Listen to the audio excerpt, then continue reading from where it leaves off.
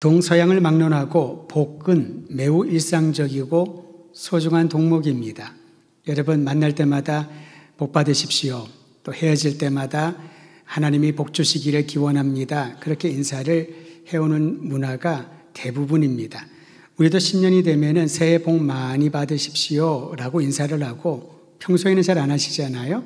이미 새해에 12개월 동안 받을 복에 대한 기원을 다 했기 때문에 그것만은 아니고요. 수시로 상대방이 나와 관계하는 모든 사람들이 복받고 아무런 어려움 없이 한 해를 지냈으면 좋겠다. 그러한 염원을 담아 새해 인사를 드립니다. 서구 문화권에서는 헤어질 때에 이런 인사를 자주 하지요. God bless you. 하나님이 당신을 복주기를 원합니다. 복에 대한 갈망을 우리는 담고 살아간다고 할 수 있습니다. 성경에도 복에 관한 내용들이 자주 등장합니다. 오늘 읽은 시편 67편만 하더라도 짧은 7절이지만은 1절과 6절과 7절에 하나님이 주시는 복에 대한 염원과 복에 대한 내용이 언급되어 있습니다. 다시 말하면 하나님은 자녀된 우리에게 복 주기를 원하시는 분이다라는 거지요. 때로는 우리가 힘들고 어려울 때 하나님 왜 나를 이렇게 힘들게 하시나요? 왜 이런 고초를 저에게 또다시 주시고 반복하여 주시나요? 라고 탄식할 때도 있습니다. 물론 얼마나 힘들면 그런 탄식이 그냥 나올까요? 하지만 하나님은 우리에게 복 주기를 원하시는 분이지 그 고난을 하나님께서 의도적으로 우리를 골탕 먹이려고 힘들게 하려고 주시는 분은 아니라는 사실입니다. 성경에서 말하는 복은 우리가 기대한 것과는 내용상 좀 다릅니다. 우리는 어떤 복을 기대합니까? 재물의 복, 건강의 복, 장수의 복, 명예를 얻고 이 세상 살아가면서 인정받고 칭찬받는 그런 것들을 복받았다라고 하지 않습니까? 힘들게 살다가 큰 집으로 이사를 가거나 재정적인 어려움을 탈피했을 때에 하나님이 복 주셨다. 자녀들이 승승장구하고 사회의 안정적인 위치에 앉으면 참 복받은 집이라고 그렇게 우리는 얘기하고 부러워하기도 하지요. 그런데 여러분 성경에서 강조하고 있는 복은 우리가 생각하는 내용들과는 다른 차원입니다. 오히려 본질적이고 궁극적인 내용을 복이라고 말합니다. 그 복은 복의 근원이신 하나님과의 관계에 있다라고 할 수 있습니다. 진정한 복은 무엇일까요? 우리가 기대한 그 복, 그 이상을 우리에게 주시는 복의 근원이신 하나님과의 관계. 즉 하나님과의 관계가 굳건하고 분명하면은 세상이 기대하는 그런 복들은 지금 내 손에 쥐어져 있지 않더라도 그 사람은 그렇게 살 것입니다. 나는 복받은 사람이라고. 하나님의 복과 하나님이 주시는 놀라운 은총을 날마다 담고 사는 사람이라고 고백할 것입니다. 하나님을 믿지 않는 사람들로부터 자주 듣는 질문이 있습니다. 신앙인들이 말이죠. 도대체 힘들고 어려울 때 정말 하나님이 도와주시나요? 그런 질문을 합니다. 당신의 하나님은 지금 어디에 계시나요? 당신을 위하여 무엇을 하고 계시나요? 당신은 신앙생활 하고 난 이후에 도대체 어떤 종류의 복들을 받았습니까? 라고 질문을 하거나 궁금해 하기도 합니다. 찬송가에 이런 찬송가의 가사가 있지 않습니까? 받은 복을 헤어보아라. 주실 복을 헤어보아라. 그런 찬송을 하면서도 혼자 잠잠히 생각해 보면 내가 예수님을 구주로 믿고 난 이후에 도대체 어떤 복을 받았나? 그런 복을 한번 써보라고 하면은 당장 쓰기 어려워하는 사람들도 있을 것입니다. 이러한 질문을 스스로도 하고 주변 사람들도 많이 한다는 것입니다. 이에 대하여 오늘 시편 기자는 이러한 궁금증을 확신을 가지고 선언을 합니다. 그 확신은 하나님께서 나를 위하여 행하신 일이 분명히 있다라는 확신을 가지고 주님을 찬양하고 궁금한 사람들에게 답변을 하는 것이지요. 오늘 본문 1절과 2절의 확신에 찬 하나님이 하신 일에 대한 놀라운 신앙의 고백이 담겨 있습니다. 1절, 2절 큰 소리로 같이 읽습니다. 시작. 하나님은 우리에게 은혜를 베푸사 복을 주시고 그의 얼굴빛을 우리에게 비추사 주의 도를 땅 위에 주의 구원을 모든 나라에게 알리소서. 복을 주신다라고 고백을 하고 기원을 하고 있습니다. 하나님은 그의 백성에게 은혜 베푸시고 복 주기를 기뻐하시는 분인 줄 믿으시기를 바랍니다. 내가 원하는 복이 주어져 있지 않다고 해서 우리를 복 주기를 기뻐하는 하나님의 마음이 달라진 것은 아니라는 거지요. 하나님의 은혜와 신령한 복을 경험한 사람은 어떤 상황 가운데 처하더라도 굳건한 신앙의 뿌리를 내리게 됩니다. 영적 침체를 여러 번 경험하신 적이 있을 겁니다. 어쩌면 지금도 그러한 상황에 처해 있는 분도 있을 수 있습니다. 신앙의 침체에서 벗어나지 못하고 방황하는 이유가 무엇일까요? 하나님의 은혜가 메말랐기 때문에. 하나님은 은혜를 주시기를 원하지만은 그 은혜를 받을 그릇을 준비하지 못하고 있을 때에 그 은혜는 메말라지는 것입니다. 여러분, 30년 전에 수십 년 전에 받은 은혜를 가지고 평생을 살아갈 수는 없거든요. 우리도 육신의 양식을 먹기 위하여서 하루에 3끼 또는 2끼를 먹는 분도 있습니다만은 매일매일 우리가 그러한 양식을 공급받지 않으면은 몸은 피폐해지고 큰 병에 걸려 이 땅을 살아가기 어려울 것입니다. 하물며 하나님이 우리에게 주시는 신령한 복, 즉 은혜를 날마다 채우고 또 채우지 아니하면은 상황에 따라 쉽게 흔들리고 관계의 문제 또한 사회에 처한 모든 난관들 앞에서 또다시 흔들리고 방황할 수밖에 없는 인생을 살아가게 된다라는 것입니다. 하나님의 은혜를 사모하기를 바랍니다. 그 은혜는 오늘 또다시 내일 또다시 매 순간마다 그 은혜가 충만한 사람은 아무도 없는 곳에 버려진 것처럼 보일지라도 그곳에서 하나님을 찬양하며 오늘 시편 기자가 고백한 것처럼 주님 우리에게 은혜를 베풀어 주시고 복을 베풀어 주시니 감사합니다. 또다시 베풀어 주실 주님의 은혜와 놀라운 복을 기대하며 하루를 시작하나이다. 이러한 신앙의 고백을 하게 될 줄 믿으시기를 바랍니다. 또는 하나님은 어떤 복을 주십니까? 그의 환한 얼굴빛을 비추어 주신다라고 말합니다. 방금 읽은 말씀 2절에 보면은 그의 얼굴빛을 우리에게 비추어 주신다. 하나님의 얼굴빛, 환한 빛을 비추어 주신다. 이게 무슨 의미일까요? 하나님의 그 빛이 우리를 통하여 다른 사람들에게 전달된다는 것입니다. 나의 어두운 마음만 밝힐 뿐만 아니라 주변에 있는 모든 암울한 상황들을 밝혀주는 환한 빛의 역할을 감당하게 된다라는 것입니다. 성경 계속하여 말합니다. 그의 환한 얼굴빛을 우리에게 비추어 주셔서 주님의 도를 땅 위에 주의 구원을 모든 나라에게 알리게 하소서. 이것이 바로 증인의 삶 아니겠습니까?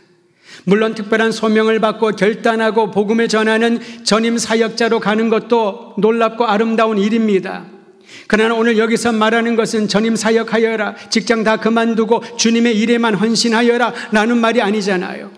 주의 백성들이 하나님을 예배하며 찬양할 때, 우리가 주님의 얼굴빛에 비춤을 당했을 때 주님의 놀라운 구원의 도가, 주님의 구원의 복음이 모든 민족과 열방에게 알려지기를 원하나이다. 우리의 삶을 통하여 구원의 빛, 생명의 빛을 비추어 주는 그러한 삶을 살라고 요청하고 있는 것입니다. 사랑하는 성도 여러분, 우리가 예수님을 구주로 믿고 하나님의 자녀가 되었다는 것은 하나님의 은혜와 능력을 받는다는 것이고, 주님의 그 은혜와 능력은 우리의 이 짧은 인생을 통하여 많은 사람들에게 생명의 길로 인도하는 아름다운 역할을 감당하게 하신다는 은총인 줄을 알고 이 부르심에 아멘으로 응답하시기를 바랍니다. 지난 한 주간 저는 교회에서 휴가를 얻어서 다른 지역을 다녀왔습니다. 제가 홍콩에서 살다가 2004년 2월에 한국에 왔는데요. 돌아봤더니 거의 20년이 돼갑니다. 정확하게 19년 6개월이 됐죠. 이듬해 가족들과 함께 홍콩을 방문한 적이 있었습니다만은, 그리고는 온 가족이 같이 가지는 못했습니다. 오랜만에 아이들도 시간을 내서 일주일 동안 홍콩에 가서 있다가 어제 새벽에 한국에 돌아왔습니다. 많은 기억이 있습니다만은 20년의 시간은 상당히 길었습니다. 우리 믿음의 형제와 자매들이 어떻게 지내고 있을까? 20년이 지난 동안에 드문드문 연락을 했었습니다만은 이미 제가 사역지를 옮긴 상태라서 그들을 위하여 기도할 뿐 따로 만나거나 교제할 수 있는 기회는 없었습니다. 떠나기 하루 전날 그들 중에 몇 사람에게만 연락을 했습니다. 잠시 방문하고 갈 것인데 그저 인사를 하고 싶어서 메시지를 보낸다고 했더니 금방 연락이 왔습니다. 자기들이 모아서 꼭 만날 수 있는 시간을 마련하고 싶다고 초청을 받았습니다. 그래서 일정을 조정하여 목요일 저녁에 저희 가족과 함께 식구들, 올 수 있는 사람들을 만났는데요. 그들로부터 그동안 듣지 못했던 많은 얘기들을 들었습니다. 여러분도 뉴스를 통해 들으셨듯이 홍콩의 상황이 많이 바뀌었죠. 97년 7월 1일 날 중국으로 이양된 이후에 저는 6개월 뒤에 선교사로 갔었으니까요. 그때도 물론 굉장히 긴장 상태였습니다만은 26년이 지난 지금은 완전히 달라진 분위기였습니다. 그도 그럴 것이 그동안 10대 때 만났던 청소년들, 양육했던 아이들이 다 성장을 해서 지금 30대 중후반이 다 됐더군요. 안부를 물었더니 상당히 많은 가족들이 다른 나라로 이민을 갔다고 합니다. 영국으로 가고 캐나다도 가고. 그래서 어떤 한 사람은, 우리 훈련받았던 사람은 홍콩 침례교회라는 곳에서 사역을 하고 있는데 자기들 교인들이 거의 절반 정도가 떠났다고 해요. 정치적인 환경이 그들에게 그 장소의 고향을 지키기에는 어려움을 주었나 봅니다. 그래도 여전히 남아있는 더 많은 사람들이 있죠. 이런저런 얘기를 들으면서 한 가지 공통적인 면을 발견하게 되었습니다. 환경이 바뀌었잖아요. 다 흩어져 있지 않습니까? 전혀 알지 못하는 타국 땅에서 정착하기 위하여 이민이라고 하는 큰 결정을 한 사람도 있었습니다. 힘든 상황 가운데서도 부르심을 받아서 선교사로 목회자로 헌신하여 사역하다가 은퇴한 사람들도 있었습니다. 근데 그들이 그런 얘기를 합니다. 하나님의 은혜가 컸다고. 20여 년 전에 만났던 그 만남을 통한 하나님의 은혜가 컸고 그 떨어져 있는 20여 년 동안도 각자 있는 곳에서 하나님은 신실하게 은혜를 베풀어 주셔서 지금까지 감사하며 승리하며 산다고.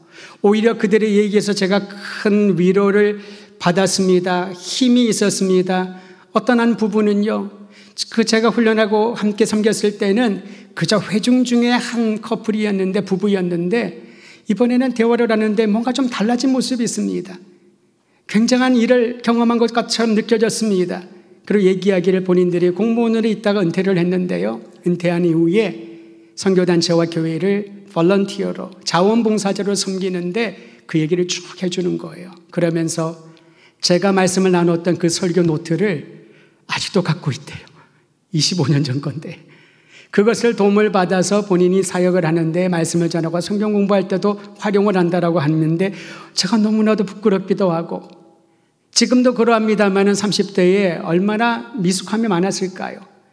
근데 그 받은 은혜를 가지고 하나님의 은혜를 매일매일 공급받으며 주님을 섬기는데요.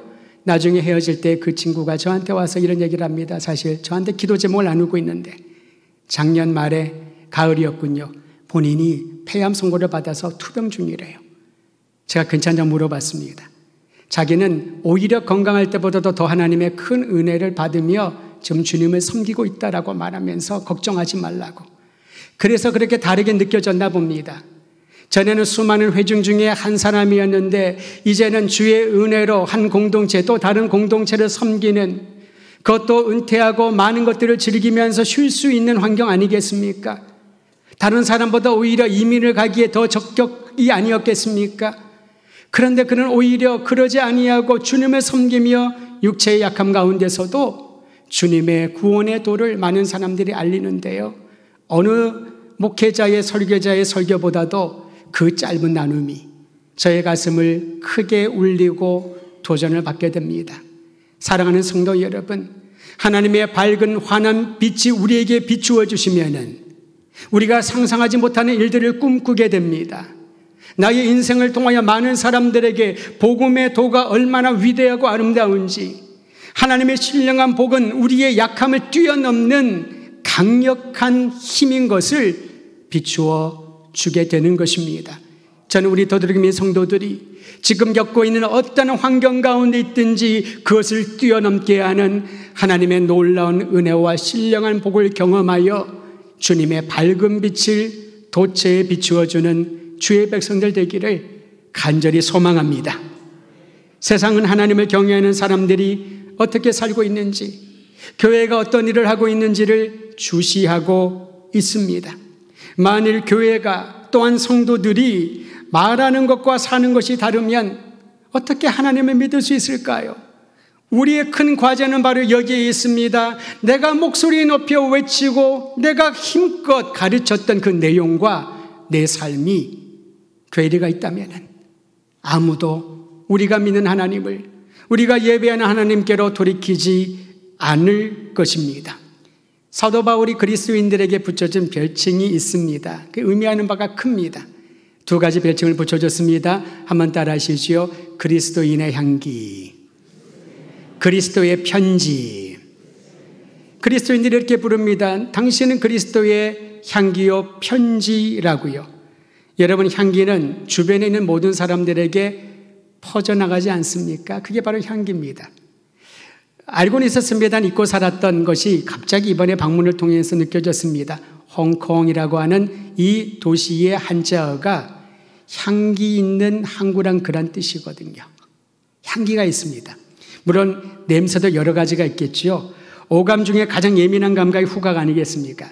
제가 딱 도착했더니요, 주일날 밤늦게 도착을 했는데 온도가 29도예요.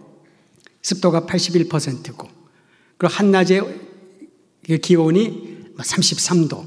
그러니까 얼마나 더웠겠습니까? 한편으로 감사한 거는 밤이나 낮이나 별로 온도 차이가 없으니까 계속 더운 거예요. 시원했다 더웠다 그러면 조금 힘들 수 있는데, 그러면서 우리 한국을 생각을 했습니다. 우리도 굉장히 폭염 때문에 고생하고 힘들어 하시는 분이 많이 있는데, 이 지역에 있는 사람들은 정말 이러한 힘든 환경 가운데 있어도 전혀 개의치 않는구나, 적응되었겠죠. 근데 도착을 하니까요, 기온은 높은 데다가 딱 도착하니까 이제 냄새가 나는 거죠. 특히 향료를 많이 쓰다 보니까 음식 냄새가 굉장히 강렬하거든요. 그때 저는 행복을 느꼈습니다. 고향에 온 것 같은 그 냄새가 너무 좋거든요. 때로는 불쾌할 수 있는 사람도 있을 것입니다. 너무 냄새가 안 좋다, 코를 막고. 그만큼 우리는 후각에 예민한 것이지요. 바울이 우리를 그리스도의 향기라고 말한 것도 여기에 있다라고 봅니다. 노력하지 않아도, 아무리 막으려고 하더라도 내 몸에서 나는 죄치를, 음식을 만드는데 나는 그 냄새를 막을 수가 없습니다. 방향제를 뿌려도 막을 수가 없습니다. 향기는 바로 그런 것입니다. 그런데 여러분, 냄새가 불쾌하면 사람들은 고개를 돌리고요, 그 자리를 떠날 것입니다. 반면에 그 향기가 너무나도 좋으면 멀리 있는 사람들도 그 냄새를 따라서 모여들 것입니다. 어디서 맛있는 냄새가 나는데, 어디서 좋은 향기가 나는데 무슨 냄새일까 궁금해지지 않겠습니까? 그리스도인이, 교회가 바로 그렇다는 거지요. 내가 만든 향기가 아니라 그리스도의 향기를 바라는 이들이 그리스도인인 줄을 믿으시기를 바랍니다. 바울은 고린도 교회에 보내는 편지에서 이렇게 말합니다. 고린도후서 2장 15절과 16절. 우리는 구원받는 사람들에게나 망하는 자들에게나 하나님 앞에서 그리스도의 향기니, 이 말씀을 잘 기억하시길 바랍니다. 구원받는 자들에게나 망하는 자들에게나 그리스도의 향기라고. 이 향기는 감출 수 없다라는 거지요.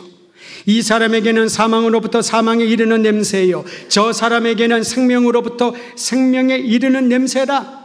누가 이 일을 감당하리요? 이 냄새를 아무도 저지할 수 없다라는 거지요. 그런데 어떤 향기는 썩는 냄새가 난답니다. 사망에서 사망에 이르는 냄새요, 어떤 이들은 생명으로부터 생명에 이르는 냄새라. 저는 이 말씀 묵상을 하면서 설교를 준비하며 저의 자신을 돌아보게 됩니다. 나에게서, 내 인생에서 나는 향기는 썩는 악취인가? 아니면 사람들이 맡고 모여들기를 원하는 그러한 향기로운 냄새인가? 사랑하는 성도 여러분, 우리가 어디에 집중하고 어떤 마음을 갖고 있느냐에 따라서 냄새는 보이지 않지만 우리 내면에 가득한 것들이 밖으로 뿜어나오게 될 것입니다. 너희는 그리스도의 향기라. 이 향기를 날마다 뿜어내는 주의 사람들 되기를 간절히 축원드립니다. 생명의 냄새가 재생산되는 곳에는 감동이 있습니다. 변화가 일어나는 것이지요. 내가 생각하고 내가 말하는 것, 불쾌하고 악취가 나는 것인지 아닌지를 점검해 보기를 바랍니다. 또한 그리스도인들을 향하여 너희는 그리스도의 편지라라고 말합니다. 먹물로 쓴 편지는 시간이 지나면서 다 지워지고 흐려집니다. 볼펜으로 써도 시간이 지나면 흐려지기도 하지요. 돌판에 새긴 그런 글도 오랜 시간 수백 년이 지나면은 뭉개져서 글을 읽을 수가 없습니다. 바울은 이것을 예시로 듭니다. 고린도후서 3장 2절과 3절. 너희는 우리의 편지라. 그 다음을 잘 주목하여 들으십시오. 우리 마음에 썼고 무사람이 알고 읽는 바라. 우리에게 쓰여주신 이 편지는 나만 읽고 나만 간직하는 것이 아니라 주변 사람들도 알고 읽혀진다라는 겁니다. 계속하여 읽어드립니다. 너희는 우리로 말미암아 나타난 그리스도의 편지니 이는 먹으로 쓴 것이 아니요 오직 살아계신 하나님의 영으로 쓴 것이며 또 돌판에 쓴 것이 아니요 오직 육의 마음판에 쓴 것이라. 십계명을 하나님이 돌판을 준비하여 새겨주셨지요. 그것을 들고 내려온 모세가 금송아지 숭배하는 이스라엘 백성들을 보면서 돌판을 던져버립니다. 깨졌습니다. 다시 돌판을 준비해 하나님이 두 번째 써주십니다. 돌판에 새긴 것은 언젠가 깨어질 수 있지만은 하나님이 새겨주신 그 놀라운 생명의 편지는 우리의 마음에 새겨진 하나님의 영으로 새긴 메시지, 편지라고 말씀하고 있습니다. 여러분, 우리의 마음에 무엇이 새겨졌는지를 살펴보시기를 바랍니다. 우리의 마음판에 하나님의 영으로 성령으로 새겨진 것이 무엇인지를 날마다 읽고 또 읽고 다른 사람들이 읽을 수 있도록 내 인생을 펼쳐 보여야 할 것입니다. 그러면 그 사람 인생을 통하여 놀라우신 하나님께 영광이요 놀라운 복음의 능력이 전파되게 될 줄 믿으시기를 바랍니다. 우리의 마음판에 새겨진 그 글, 너희는 나의 자녀이다. 내가 너를 사랑한다. 내가 모든 죄의 권세를 파하고 너를 구원하였다. 너는 내 것이라. 오늘 이 음성을 듣고 그 글을 읽는 사람들마다 여러분이 있는 곳에서 가는 곳곳마다 많은 사람들에게 위로와 생명과 용기를 북돋아주는 주님의 편지의 역할을 감당하기를 간절히 소망하는 것입니다. 사실 우리가 복음 전도를 그렇게 갈망하며 교회의 부흥을 소망하면서도 가장 큰 걸림돌은 사회적 상황이 아닙니다. 제가 누차 얘기를 하지만은 초대교회에 얼마나 놀라운 부흥이 있었습니까? 그러나 가장 큰 핍박이 있었던 시기도 초대교회였습니다. 오죽하면은 공개적으로 모일 수 없으니까 비밀한 장소에서 예배를 모여서 예배를 드리다 보니 밀교라고 신비로운 그런 이상한 종교라고 오해를 받으면서 더 심각한 핍박을 받았던 적이 있습니다. 이 초대교회였습니다. 복음을 전하는 그 현장에 항상 순교자들이 생겨났습니다. 그 사회적 상황에 비하면은 지금은 그런 물리적인 핍박은 없지 않습니까? 사회적 상황들을 불평하는 그것은 전체 교회의 역사를 잘 모르기 때문에 그럴 것입니다. 가장 큰 걸림돌은 외부가 아니라 나 안에 있다는 것. 교회와 그리스도인들이 그리스도의 향기를 뿜어내지 못하고 구원의 감격과 열매를 삶으로 사람들에게 일으켜주지 못하기 때문에 나타나는 것인 줄을 압니다. 사랑하는 성도 여러분, 하나님이 우리에게 은혜를 베푸시고 신령한 복을 주신 이유는 모든 민족과 열방에게 구원의 기쁜 소식을 전하게 하시는 겁니다. 비록 전임 사역자 선교사가 아니라 할지라도 선교사의 마음과 정신을 가지고 복음 전도자의 마음을 품고 살아가는 이들에게 무엇을 하든지, 때로는 은퇴하신 분이라 할지라도 노령의 연세라 할지라도 어떤 상황 가운데 있든지 그분의 인생을 통하여 주님의 구원의 도가 전파됨을 믿고 용기를 가지고 다시 한번 사명감으로 재무장하시기를 바랍니다. 시편 기자는 하나의 비전을 큰 소리로 외쳤습니다. 그 비전은 하나님이 통치하는 나라에 대한 비전입니다. 우리 함께 시편 67편 5절 말씀 같이 읽습니다. 시작. 하나님이여 민족들이 주를 찬송하게 하시며 모든 민족으로 주를 찬송하게 하소서. 할렐루야. 저는 우리 모두가 이 말씀을 따라 동일한 비전을 품기를 원합니다. 여러분, 신앙생활을 왜 하나요? 매 주일마다 시간을 정해놓고 주일 예배를 드리는 목적이 무엇일까요? 내가 교회에 속해서 구성원으로 있다는 것이 무엇을 의미할까요? 나의 생각을 가득 차고 있는 것, 내 입을 통하여 많은 얘기를 하는 내용들이 무엇인지를 점검해 보아야 됩니다. 대부분의 경우 내가 불편한 것, 내 생각과 다른 것들을 얘기하면서 신앙생활을 하지 않는가 모르겠습니다. 사람에 대한 이야기, 구조에 대한 이야기, 내가 어떤 제안을 했는데 그 제안이 받아들이지 않은 것에 대한 불편함과 상처에 대한 이야기, 처음부터 마지막까지 대부분이 그러한 얘기로 채워져 있다면은 그 신앙생활에 무슨 의미가 있을까요? 오늘 성경은 우리에게 비전을 가지라고 합니다. 주님, 모든 민족의 주를 찬송하게 하소서. 모든 열방의 주님을 알고 주님의 구원의 백성이 되게 하여 주시옵소서. 모든 열방이 함께 모여서 하나님을 영화롭게 하는 그러한 일을 우리 세대에 보게 하여 주시옵소서. 그 마음으로 예배드리고 그 마음으로 신앙생활하고 섬김에 봉사할 때에 주님께서는 그 현장에 함께 하시고 우리의 마음을 뜨겁게 달구어 주실 것입니다. 하나님에 대해 무지하고 예배하지 않던 이들도, 모든 열방들도 하나님을 높여드리고 찬양하는 비전을 보았는데 이 비전이 이루어지는 그 과정도 오늘 말씀에 기록하고 있습니다. 구원의 은총을 경험한 이들을 통하여 이루어진다라는 것이지요. 구원의 은총, 구원의 빛을 경험한 이들을 통하여 모든 열방들이 하나님께로 돌아오는 복음 전도의 열매가 맺히는 일을 보게 될 것을 선포했던 것입니다. 성경을 읽다 보면은 구원의 은총을 입어서 변화된 삶으로 복음을 증거했던 수많은 사람들을 만나게 됩니다. 그 중에 구약 시대에는 바벨론 포로기라고 하는 시기가 있었지요. 암담한 상황이었습니다. 한반으로 나라가 망했습니다. 그 죄로 인하여 완전히 망했습니다. 그러나 그 망한 상황 가운데서도 이스라엘 백성을 향한 하나님의 소망을 잃지는 않았습니다.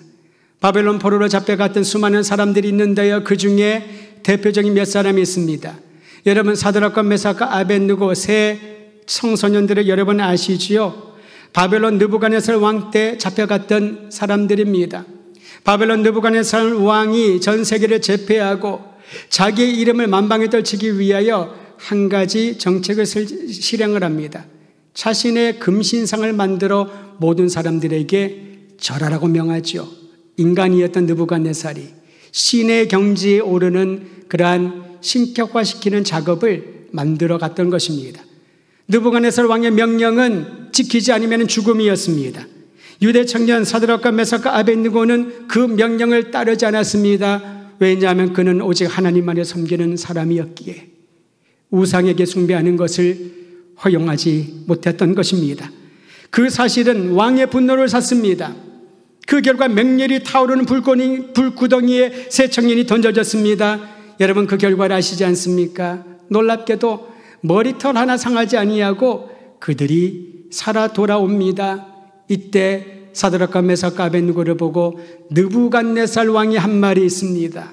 그 말을 온 신하들에게 전국에 그는 조서를 만들어 명하기도 합니다. 내용을 제가 한번 읽어드립니다. 다니엘서 3장 28절 29절입니다. 느부갓네살이 말하여 이르되 사드락과 메삭과 아벳느고의 하나님을 찬송할지어다. 이거는 사드락과 메삭과 아벳느고가 종교 지도자들이 말한 것이 아니었습니다. 이방왕 자신을 신으로 만들려고 노력했던 느부갓네살이 한 말입니다. 이 청년들의 하나님을 찬송할지어다. 그가 그의 천사를 보내서 자기를 의뢰하고 그들의 몸을 바쳐 왕의 명령을 거역하고 그 하나님 밖에는 다른 신을 섬기지 아니하며 그에게 절하지 아니한 종들을 구원하였도다. 그리고 이렇게 말합니다. 내가 이제 조서를 내리노니 각 백성과 각 나라와 각 언어를 말하는 자가 모두 사드락과 메삭과 아벳느고의 하나님께 경솔히 말하거든 그 몸을 쪼개고 그 집을 걸음토로 삼을지니 이는 이같이 사람을 구원할 다른 신이 없음이니라 하더라. 사드락과 메삭과 아벳느고는 아무 말도 하지 않았습니다. 왕이여, 하나님을 믿으십시오. 당신은 지금 허탄한 일을 하고 있습니다. 설득하거나 아무 말도 하지 않았습니다. 그저 그들은 하나님의 구원을 기대했습니다. 비록 이 불구덩이에 살아나지 못하더라도 그리 아니하실지라도 하나님을 예배하는 마음을 잃지 않겠다고 그들은 신앙을 고백했을 뿐인데, 살아 돌아온 이 세 청년을 보고 그들을 죽이려고 했던 이방 왕이 자신의 입으로 자신의 도장을 찍어서 만민에게 하나님이 유일한 구원자이심을 증거하게 하는 것이지요.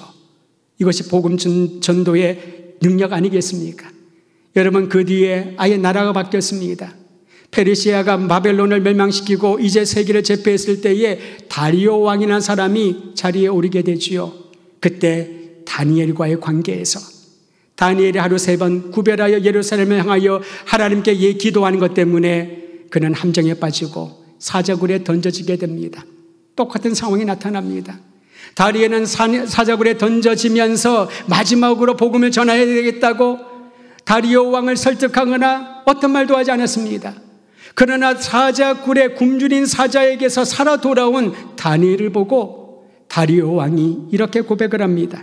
다니엘서 6장 26절 27절, 내가 이제 조서를 내리노니, 너무나 똑같지 않습니까? 내 나라 관할 아래에 있는 사람들은 다 다니엘의 하나님 앞에서 떨며 두려워할지니 그는 살아계신 하나님이요 영원히 변하지 않으시리시며 그의 나라는 멸망하지 않을 것이고 그의 권세는 무궁하며 그는 구원도 하시고 건져내기도 하시며 하늘에서든지 땅에서든지 이적과 기사를 행하시는 이로서 다니엘을 구원하여 사자의 입에서 벗어나게 하였음이니라. 왕이 조서를 명하면서 썼던 내용입니다. 이것이 바로 복음 전도의 능력인 줄 믿으시기를 바랍니다. 하나님의 은혜로 충만한 사람이, 하나님의 말씀으로 충만한 사람이, 하나님을 사모하며 그분 앞에 나가 자신을 온전히 헌신하며 살아있는 예배를 드리는 사람이 그 삶을 통하여 많은 사람들이 하나님의 살아계심과 구원의 능력을 경험하게 된다라는 것입니다. 복음 전도의 걸림돌은 다른 것이 아닙니다. 어떤 기술이나 전략이 부족해서도 아닙니다. 내가 내 삶을 통하여 하나님의 살아계심과 그 능력을 증거하지 못한다면 어느 누구도 우리가 섬기는 하나님, 그리스도 예수를 통하여 주신 구원의 능력을 받아들이기 어려울 것입니다. 구원의 은혜를 입은 자들이 매 순간마다 하나님의 사랑으로 충만하며 주님이 부어주시는 은혜를 따라 살아갈 때 주께서는 놀라운 복을 약속해 주십니다.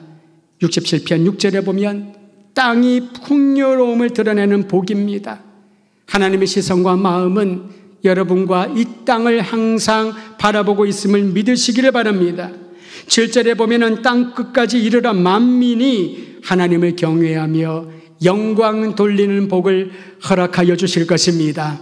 장수의 복, 재물의 복, 자녀들의 복, 그런 복이 아니라 땅의 풍요로움을 뛰어넘는 모든 만물이 하나님을 경외하며 우리를 통하여 주의 영광이 드러나는 놀라운 복을 날마다 누리는 교회 성도들 되시기를 우리 주의 이름으로 축원드립니다.